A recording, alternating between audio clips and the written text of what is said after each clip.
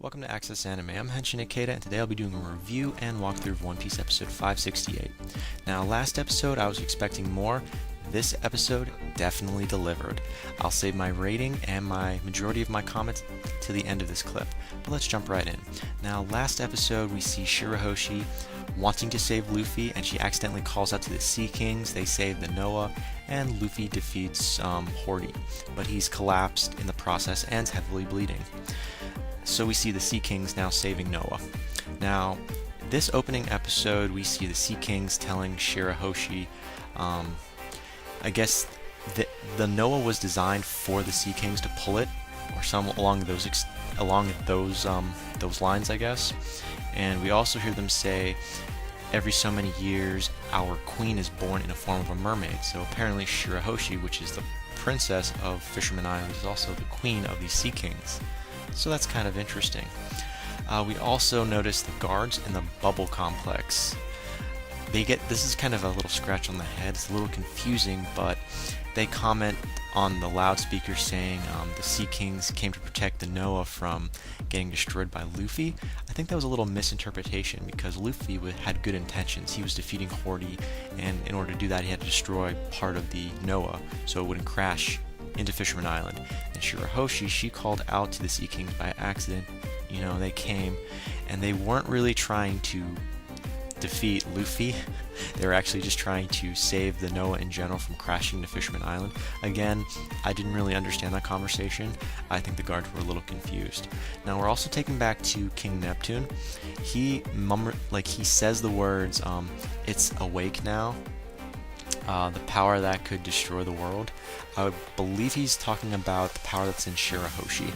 I don't know if that's good or bad the way he described it. We're also taken back to the bubble that's around the Noah.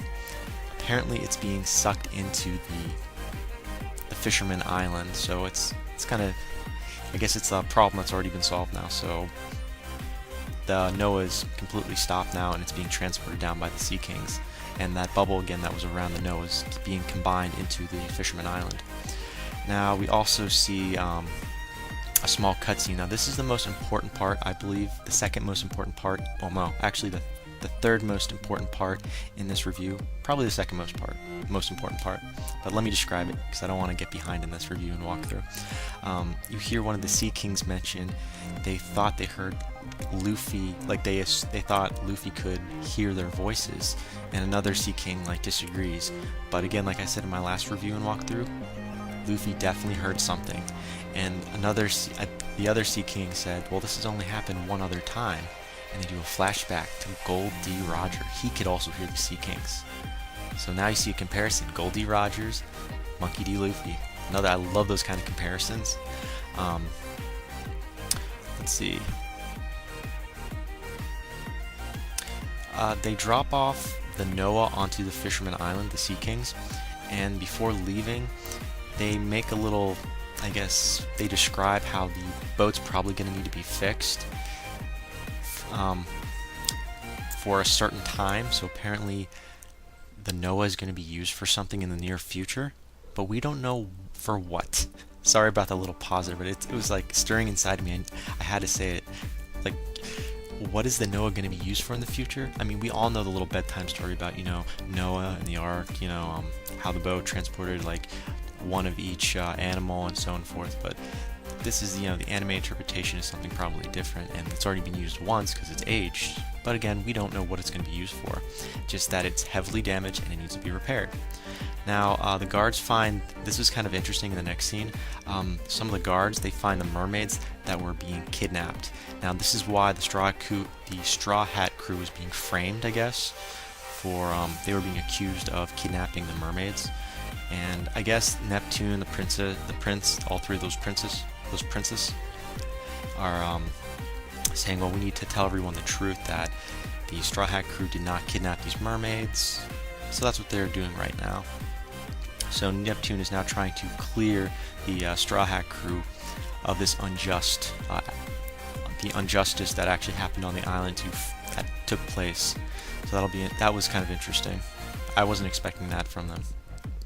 again, we do another cutscene. We see the Straw Hat crew, and we see Frankie, everyone in the small little group. You hear him say super and then Afro. I don't know, I'm still not a Frankie fan right now, but he's getting there. We also see Jinbei. He's stopping the rest of the fishermen stragglers of the new fisherman pirates, so he's in the mix. We also see those 3 prints that are in the sky. They decide they're going to also stop any of those straggling new fisherman pirates, so that's kind of interesting. And we're also seeing we see both Hordy and Decken being brought in by those 3 prints that are part of the royal family. Again, Hordy's been defeated, and Decken, he's alive. He's been defeated too. And I guess Neptune puts a chain around them along with Hordy's officers, so they're now under arrest. And I should also go back to when we saw Jinbei. Jinbei tells the human pirates, along with the new fisherman pirates that were fighting the Straw Hats and everyone else, that although you may be human, you still have to stand trial by the royal family, because you still were fighting. So, as well as these new fisherman pirates who thought, hey, we're gonna fly above you. No, Jinbei put them in their place with his special technique. So they're all facing trial by the royal family. Now, Shirahoshi is now seen crying about Luffy bleeding. And we see a small cutscene. Now, Luffy, he's like half dead because of all that blood. And here's Shirahoshi, she's crying. And I guess everyone's turning to him. And his crew, one of the crew members of Luffy, basically says, well, Luffy's blood type F. And there's no one else in our crew that has blood type F. And again, everyone on the Fisherman Island that are fishermen, they have an old law that says they can't do a blood transfusion with humans. Now, again, there are a lot of fishermen with blood type F, and they just don't want to come forth. There's still that little, prejudice against human versus fishermen, I guess. They don't want to do a blood transfusion, even though the Straw Hats have saved the day. And you see these kids like, wait, my dad has blood type F, and he still doesn't want to give blood. This is kind of really sad for Luffy. No one wants to give him blood, even though he saved the day. And then you see Jinbei appear out of nowhere. He's blood type F, and he's like, I'll do it. And everyone's like, yay, Jinbei. I'm like, okay, you fishermen are just pathetic. I'm surprised Jinbei was the one to step up, but I like Jinbei in general. He's a great fisherman. But he ends up giving his blood to Luffy, and Luffy ends up living. Now, what's interesting is Jinbei his best reason for giving blood was, well, I'm a pirate, so I'm not included with Fisherman Island, because I'm a pirate. Like, there you go.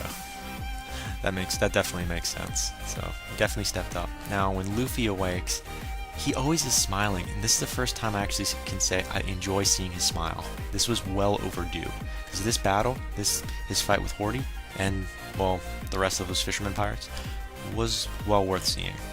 Now it gets better. After we see Jinbei give him blood and he wakes up, at the end of this episode, we hear the words, Jinbei, join my crew. This is basically... Now, I told you in previous, I should say I've been saying this online to a few of my friends. Jinbei was definitely going to join the crew back in Menford, I guess. I forget what the arc was at the time, but I already knew ahead of time that he asked him, and Jinbei said, I'll give you my answer at another time. So, well, guess what? At the end of this episode, we're left with the big WTF. Is Jinbei going to join the Straw Hat crew? I don't know about the manga. I can't speak up for the manga because I don't keep up with it anymore. Right now, anime-wise, I'm looking at a big yes. But I can't be 100% on that. We'll have to see next episode. So, final thoughts? I want to know if Jinbei's going to be part of the Straw Hat Pirate crew. If so, amazing. That'd be great. Also, where is Shirahoshi going to go with her newfound power? Does it really mean anything? Also, is this the end of the Fisherman arc? I'm kind of interested about that too. And I'm not so interested about Hordy and Decken because they're going to be in jail now by the royal family. But I'm curious to know where did all the treasure go? I left this out of my walkthrough and review. The treasure in the palace where the mermaids were found that were kidnapped is missing. Who stole the treasure? I have an idea, but it's just There's no trace, no nothing, just it's gone. I assume the Straw Hat crew probably stole it. I mean, a little shallow assumption, but I'm probably wrong there. But who stole all that gold, including there was a gold piece that was taken. I forget the name of it. It was a national treasure called the Tampa box. The Tammate box, I believe is what it was called. It's a national treasure, and we don't know what that belongs to either. So another part of my final thoughts is, what is their national treasure in general? We know the name of it, the Tammate box, but that's it. We have no idea what it belongs to. Now, on to my ratings. I'm going to give this a 4.5 out of 5 because I love the ending. I just was hoping for a little more battle scene or something with Decken, or something a little more oomph, But 4.5 out of 5, definitely up there. And even though I shouldn't do this, Luffy and Jinbei for the win. I have to, even though they had a little less part in this episode, for the win, both of them. Again, 4.5 out of 5, and I'm done with my final thoughts. And that ends it for my review and walkthrough for One Piece episode 568. So, without further ado, I gotta say it. You can't stop the access, but you can watch the feed. I'll see you later, guys.